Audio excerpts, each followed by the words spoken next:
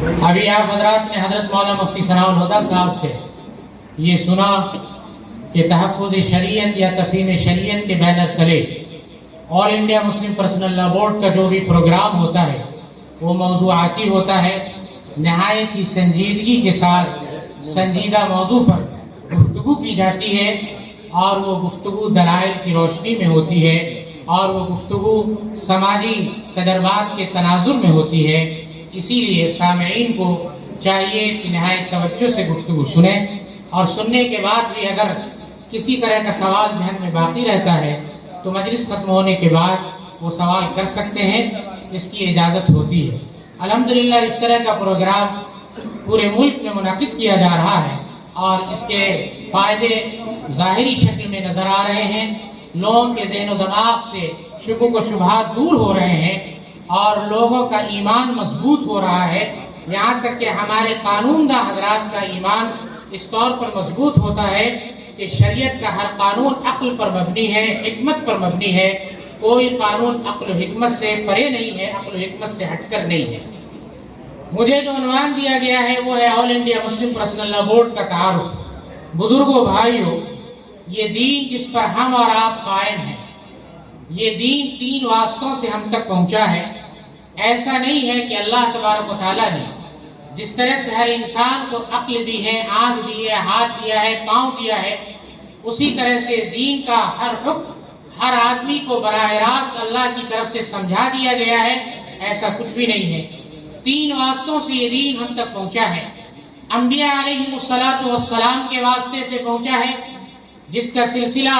حضرت آدم علیہ السلام سے شروع ہوا اور جناب محمد رسول اللہ صلی اللہ علیہ وسلم پر جا کر ختم ہوا۔ اسی طرح سے صحابہ کرام کی مقدس جماعت کے ذریعے یہ دین ہم تک پہنچا ہے۔ اسی لیے کہا گیا ہے کہ صحابہ کرام کے تعلق سے ہمیشہ اپنی زبان کو لگام دینا ہے، ان کی عظمت کا خیال رکھنا ہے، اور کسی بھی اس طرح کی تنقید، کسی بھی طرح کی ایسی بات جس سے صحابہ کرام کی عظمت پر حرف آئے، وہ بات اپنی زبان سے نہیں نکالنی ہے، کیونکہ اگر یہ ایسی بات نکالی جائے گی تو شریعت ایک طرح سے انسان کے دل میں مجروح ہو جائے گی، اور شریعت ہی مجروح نہیں ہوگی پھر اللہ کے رسول صلی اللہ علیہ وسلم کی شخصیت پر بھی حرف آئے گا، اور اس کے نتیجے میں دین پر سے لوگوں کا اعتماد اٹھ جائے گا۔ اسی طرح سے تیسرا واسطہ علماء کرام کا ہے۔ علماء کرام کے بارے میں فرمایا گیا کہ العلماء ورثۃ الانبیاء۔ اس سلسلے میں 2 باتیں پیش نظر رکھنی چاہیے۔ ایک بات تو وہ ہے جس کے مخاطب خود علماء ہیں، کہ جس طرح سے اللہ کے رسول صلی اللہ علیہ وسلم نے، صحابہ کرام نے دین کی تشریح کی، توضیح کی، اور دین کے تحفظ کا کام کیا۔ اب چونکہ انبیاء علیہ السلام کا بھی سلسلہ بند ہو گیا، صحابہ کرام کی جماعت بھی اب اس دنیا میں باقی نہیں رہی، اور ان کے بعد تابعین اور تبع تابعین کا سلسلہ بھی باقی نہیں رہا، تو اس دور کے علماء ہی کو دین کی توضیح، تشریح اور تحفظ کا کام کرنا، اور امت کی بھی ایک ذمہ داری ہے اس حدیث کی روشنی میں۔ وہ یہ ہے، اس ذمہ داری کے مخاطب پوری امت ہے، وہ یہ ہے کہ اپنے علماء کی توقیر امت پر لازم ہے۔ کوئی بھی ایسی بات جس سے علماء کی بے توقیری ظاہر ہو رہی ہو، علماء کرام کے احترام پر حرف آ رہا ہو، یہ بات اگر آپ اپنی زبان سے نکالیں گے تو یہ لازم آئے گا کہ گویا جس دین کی دعوت علماء دے رہے ہیں، جس علم کے مدعی علماء ہیں، جس شریعت کو پھیلانے کا کام علماء کر رہے ہیں، آپ کہیں نہ کہیں بالواسطہ طور پر، ڈائریکٹلی نہیں تو انڈائریکٹ، آپ جو ہے اس شریعت پر گویا انگلی اٹھا رہے ہیں۔ مثال کے طور پر اگر کوئی آدمی یہ کہے کہ ڈاکٹروں کا جو گروہ ہوتا ہے وہ بے عقل ہوتا ہے، وہ مجہول ہوتا ہے، وہ بے شعور ہوتا ہے، وہ غافل ہوتا ہے، تو کہیں نہ کہیں گویا وہ اپنی زبان سے یہ کہہ رہا ہے کہ ڈاکٹر حضرات جس علم کے حامل ہیں، وہ علم انسان کو بے شعوری عطا کرتا ہے، غفلت شعاری عطا کرتا ہے، انسان کو مجہول اور بے خبر بنا دیتا ہے پوری دنیا سے۔ تو جس وقت آپ علماء کو یہ کہتے ہیں کہ یہ بے شعور ہیں، یہ مجہول ہیں، یہ دنیا سے غافل ہیں، تو کہیں نہ کہیں جس پیغام کے وہ داعی ہیں اس پیغام پر گویا آپ انگلی اٹھا رہے ہیں۔ یہ کام پہلے کمیونسٹ حضرات کرتے تھے کہ امت کو علماء سے کاٹنے، مذہبی رہنماؤں سے کاٹنے کی کوشش کرتے تھے۔ اب یہ کام مغربی میڈیا کر رہا ہے، لیکن لوگ بے شعوری میں اپنی زندگی گزار رہے ہیں۔ درخت کو اگر کہیں کاٹا جائے اور اس درخت کی ضرورت ہو، اس سے پوری امت کو، پوری انسانیت کو فائدہ ہو رہا ہو، اور اس کو کوئی کاٹ رہا ہو، تو ہر طرف سے آواز اٹھے گی کہ یہ درخت کیوں کاٹا جا رہا ہے، کیوں بلا وجہ آپ اس کو کاٹ رہے ہیں۔ لوگ تو اس سے سایہ حاصل کرتے ہیں، پھل کھاتے ہیں اس کا، اور بھی دوسرے فائدے اٹھاتے ہیں، آپ کیوں درخت کو کاٹ رہے ہیں؟ لیکن اگر درخت جڑ سے سوکھ جائے، اس کا تعلق پانی سے ختم ہو جائے، تو وہ درخت خود بخود جو ہے وہ سوکھتا چلا جائے گا اور کسی کو احساس بھی نہیں ہوگا، اور درخت سوکھ جائے گا، درخت مرجھا جائے گا، اس سے پھل آنے کا سلسلہ بند ہو جائے گا۔ تو مغربی میڈیا کے ذریعے دبے پاؤں یہ حرکت کی جا رہی ہے کہ پوری امت کو علماء سے کاٹنے کی کوشش کی جا رہی ہے، تاکہ اس امت کا ضمیر مردہ ہو جائے، اس امت کا دل جس کی آبیاری شریعت سے ہو رہی ہے، اس کا دل مردہ ہو جائے، اس کی عقل اور اس کی سوچ و فکر کی صلاحیت ختم ہو جائے، اس بات کی کوشش کی جا رہی ہے۔ میرے بھائیوں، میرے بزرگوں، یہ کوشش ہر دور میں ہوتی رہی، لیکن ہمارے باشعور علماء نے ہر دور میں امت کو دین سے جوڑنے کی کوشش کی، مدارس کا نظام قائم کیا، مسلم تنظیمیں وجود میں آئی، اسلامی تحریکیں شروع کی گئی۔ ان کا مقصد یہ تھا کہ امت ہمیشہ علماء سے مربوط رہے اور امت کا دل اور اس کا ضمیر ہر حال میں زندہ و سلامت رہے۔ چنانچہ اس ملک میں ایمان کے بچاؤ اور شریعت کے تحفظ کے لیے ہر دور میں ہمارے علماء نے کردار ادا کیا ہے، اہم کردار ادا کیا ہے۔ جب اس ملک میں عیسائی مشنریز نے اپنے قدم بڑھانے شروع کیے تو اس فتنے کا مقابلہ بھی علماء نے کیا۔ آریہ سماج کے ذریعے جب ہندو مت کی تبلیغ کی گئی تو اس فتنے کا بھی مؤثر طور پر علماء نے مقابلہ کیا۔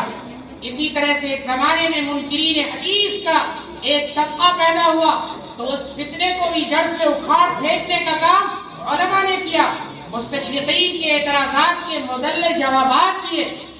تو اس طرح سے ہمارے علماء کرام نے ہر دور کے فتنے کا بڑی مضبوطی سے مقابلہ کیا۔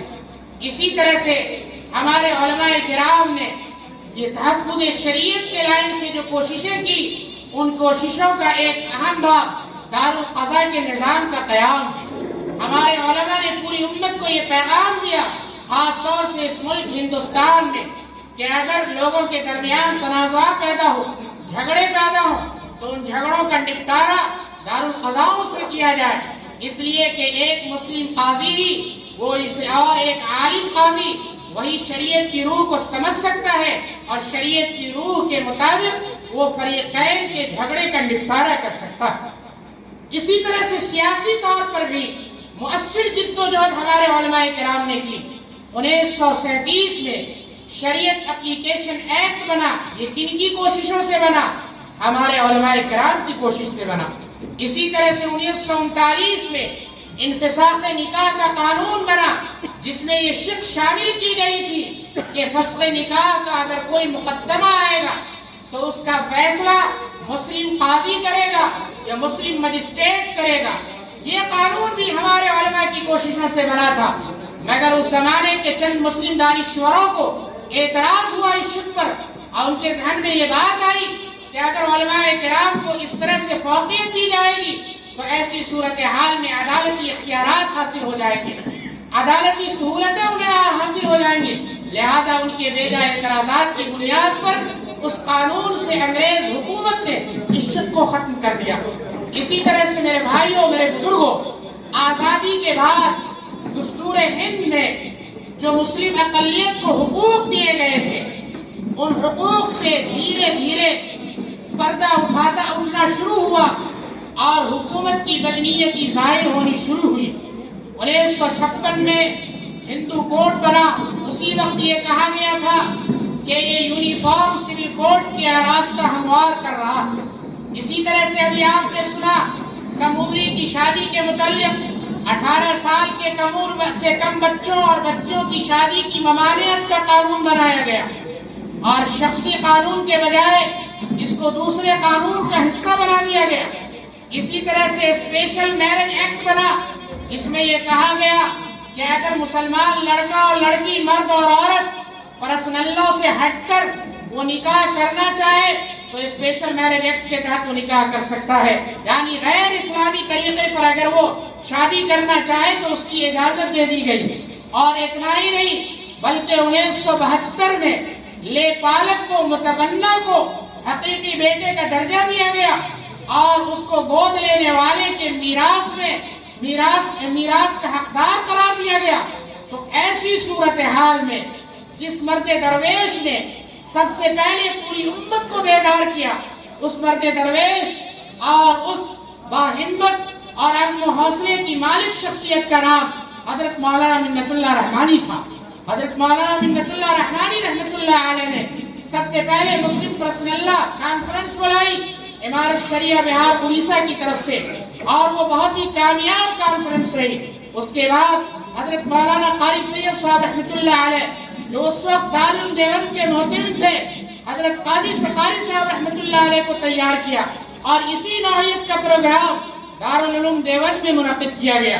اور وہاں یہ بات کہی گئی کہ مسلم پرسنل لا پر اعتراضات جو سب سے زیادہ کیے جا رہے ہیں وہ شہر بمبئی میں کیا جا رہا، لہذا مسلم پرسنل لا کنونشن کے نام سے ایک پروگرام شہر بمبئی میں بلایا جائے۔ چنانچہ 1972 میں شہر بمبئی میں مسلم پرسنل لا کنونشن کا انعقاد کیا گیا جو پوری طرح سے کامیاب تھا، اور اس کنونشن میں حضرت مولانا قاضی مجاہد الاسلام صاحب رحمت اللہ علیہ کی اتنی مؤثر اور پر اثر تقریر ہوئی کہ بتانے والے نے قاضی صاحب کی وفات کے بعد بتایا کہ قاضی صاحب کے سامنے لوگوں نے اعتراضات کیے، مگر قاضی صاحب کے جوابات سن کر وہ دم دبا کر اس مجلس سے بھاگ گئے۔ تو ایک طرح سے بہت ہی کامیاب کنونشن تھا، اور اس میں ہر مکتب فکر کی نمائندگی تھی۔ اس وقت کی ایک مشہور تنظیم جمعیت العلماء، اس کے ذمہ دار حضرت مولانا مفتی عتیق الرحمان عثمانی بھی موجود تھے، اور جماعت اسلامی کے امیر حضرت مولانا مفتی حضرت مولانا ابو اللیث صاحب اصلاحی مرحوم بھی موجود تھے، اور اسی طرح سے بریلوی مکتب فکر کے بھی نمائندے موجود تھے، ہر مکتب فکر کے لوگ، شیعہ مکتب فکر کے بھی علماء موجود تھے، اور وہ بہت ہی کامیاب کنونشن رہا، اور اسی میں یہ تجویز پاس کی گئی کہ آل انڈیا مسلم پرسنل لا بورڈ کے نام سے ایک بورڈ قائم کیا جائے۔ چنانچہ حیدرآباد کے اجلاس کی تجویز پاس ہوئی، اور اس کے ایک سال کے بعد 1973 میں حیدرآباد جیسے علم و ادب کے تاریخی شہر میں آل انڈیا مسلم پرسنل لا بورڈ کا قیام عمل میں آیا۔ اس دن سے لے کر آج تک آل انڈیا مسلم پرسنل لا بورڈ تقریباً وہ اپنی عمر کے 50 سال مکمل کر چکا ہے۔ وہ تحفظ شریعت کا کام جو ہے وہ عملی طور پر مؤثر انداز میں انجام دے رہا ہے۔ آل انڈیا مسلم پرسنل لا بورڈ 3 محاذوں پر تحفظ شریعت کا کام انجام دیتا ہے۔ پہلا محاذ تو یہ ہے کہ اگر کبھی پارلیمنٹ کی طرف سے، جیسا کہ ابھی وقت ترمیمی بل پاس ہوا، اگر کوئی ایسی قانون سازی کی جاتی ہے جو براہ راست شریعت میں مداخلت ہوتی ہے، تو آل انڈیا مسلم پرسنل لا بورڈ سڑک سے لے کر ایوان تک اور حکومت کے ذمہ داروں تک جو ہے قانون شریعت کی مؤثر نمائندگی کرتا ہے، اور حکومت کو اس بات پر مجبور کرتا ہے کہ شریعت میں مداخلت کرنے والے اس بل کو واپس لے۔ چنانچہ شابانوں کے مسئلے میں پرسنل لا بورڈ کو کھلے طور پر واضح انداز میں اس سلسلے میں کامیابی حاصل ہوئی۔ تو ایک تو یہ کہ حکومتی سطح پر جو لوگ ہیں ان کے درمیان قانونی شریعت کی مؤثر نمائندگی اور اس کی وضاحت پرسنل لا بورڈ کرتا ہے۔ اسی طرح سے مسلمانوں میں جو بے عملی پیدا ہو جاتی ہے، جس کے نتیجے میں غیر کو اعتراض کرتے ہی ہیں، اور شاید خود مسلمانوں کے درمیان اس بے عملی کے نتیجے میں لوگوں کے ذہن و دماغ میں شکوک و شبہات پیدا ہو جاتے ہیں، تو عملی طور پر بیدار کرنے کے لیے آل انڈیا مسلم پرسنل لا بورڈ اصلاح معاشرہ کی تحریک چھیڑتا ہے، تاکہ لوگ شریعت پر خود عمل کریں اور خود عمل کر کے شریعت کے تحفظ کا سامان کر لیں۔ الحمدللہ یہ تحریک بھی پورے ملک میں جاری ہے اور یہ کامیاب ہے۔ اور تیسرا محاذ یہ ہے کہ ہماری نوجوان نسل میں، ہمارے بزرگوں میں بھی، بچوں میں بھی، جوانوں میں بھی، ساتھ ہی ساتھ قانون داں حضرات میں شریعت اسلامی کے قوانین کے تعلق سے بہت سارے شکوک و شبہات پیدا ہو جاتے ہیں، جیسا کہ ابھی آپ نے کم عمری کی شادی کے متعلق مفتی ثناء الہدیٰ صاحب کا ایک مؤثر بیان کہیے یا محاضرہ کہیے ابھی آپ نے سنا، تو اس طرح کے شکوک و شبہات پیدا ہو جاتے ہیں۔ تو جب تک وہ شکوک و شبہات پیدا نہیں ہوں گے اس وقت تک قانون اسلامی پر ہماری نوجوان نسل کا ایمان یا ہمارے قانون داں حضرات کا ایمان یا ہمارے پڑھے لکھے دوسرے طبقے کے لوگوں کا ایمان مضبوط نہیں ہوگا. اس کے لیے تفہیم شریعت کے عنوان سے پرسنل لا بورڈ پورے ملک میں اپنے پروگرام منعقد کرتا ہے. الحمدللہ پورے ملک میں اس پروگرام کا سلسلہ جاری ہے. خدا کا کرم ہے کہ ایک جگہ محاضرہ دیے تعدد ازدواج پر تو بچیوں نے آ کر یہ کہا کہ مولانا ایک سے زائد شادی کرنا کس قدر رحمت پر مبنی قانون ہے آج آپ کے محاضرے سے سمجھ میں آیا. اسی طرح سے ایک جگہ ہمارے ایک دوست نے نفقہ مطلقہ کے بارے میں کہ طلاق شدہ خاتون ہو اور وہ عدت گزار چکی ہو اور اس نے دوسرا نکاح نہ کیا ہو یا اس کی وفات نہ ہوئی ہو تو کیا پہلے شوہر پر قانون شریعت کی روشنی میں اس کا مینٹیننس واجب ہے یا واجب نہیں ہے؟ ہماری شریعت کہتی ہے طلاق دینے والے شوہر پر اس کا مینٹیننس واجب نہیں ہے. اس مسئلے کو عقل و شریعت کی روشنی میں ہمارے ایک فاضل دوست نے بتایا تو شہر ٹونک جو راجستھان کا ایک مشہور ضلع ہے وہاں کے ضلع جج کے میں وکالت کرنے والے کئی وکلا آئے اور انہوں نے اس وقت کھل کر کہا کہ آج ہمیں سمجھ میں آیا کہ نفقہ مطلقہ کے تعلق سے شریعت کا قانون کس قدر انصاف پر مبنی ہے. اسی لیے اسی طرح سے خواتین کو کے سلسلے میں شریعت کا جو وراثت کا نظام اور قانون ہے اس پر بھی لوگوں کے اعتراضات ہوتے ہیں. جب شہر ٹونک میں پورا ایک مقالہ پڑھا گیا اس موضوع پر تو جتنے وکلا تھے سبھی لوگ آ گئے. انہوں نے کہا کہ آپ اپنا مقالہ دیجیے, ہم اس مقالے کو ہمیشہ پڑھتے رہیں گے اور جب بھی اس طرح کا کوئی مسئلہ آئے گا تو اس مقالے کی روشنی میں ہم شرعی قانون کی مستحکم انداز میں پیروی کریں گے. تو الحمدللہ ثم الحمدللہ تفہیم شریعت کا یہ کارواں, تفہیم شریعت کا بھی دراصل مقصد تحفظ شریعت کی ہے اور تفہیم اس لیے کی جاتی ہے تاکہ ذہن و دماغ سے شکوک و شبہات دور ہو جائے اور شرعی قانون محفوظ ہو جائے. تو تفہیم شریعت بھی دراصل تحفظ شریعت پر مبنی ہے. الحمدللہ یہ کارواں جو ہے پورے ملک میں سرگرم عمل ہے اور اس کارواں کے یوں سمجھیے سالار ہمارے دوست صدر آل انڈیا مسلم پرسنل لا بورڈ کے فرزند ارجمند حضرت مولانا مفتی عمر عبد الدین صاحب ہیں. الحمدللہ تفہیم شریعت کے بہت سارے موضوعات پر بڑے مؤثر انداز میں ان کے محاضرات ہوتے ہیں اور محاضرات کے بعد طرح طرح کے سوالات بھی ہوتے ہیں. ان کا بھی وہ بہت ہی منطقی انداز میں جائزہ لیتے ہیں اور اس کا جواب دیتے ہیں. تو خدا کا فضل ہے ان محاذوں پر بورڈ کامیاب ہے. آپ حضرات دعا کریں کہ بورڈ کا یہ کارواں ہمیشہ اپنے مقصد پر قائم و دائم رہے اور ہر طرح کی بدنگاہی اور ہر طرح کے فتنے سے محفوظ رہے اور بورڈ اسلامیان ہند کے لیے قانون شریعت کے تحفظ کا فریضہ انجام دیتا رہے. بہت بہت شکریہ. جزاکم اللہ وآخر دعوانا الحمدللہ. Please like, subscribe and share. Thanks, Jazakallah.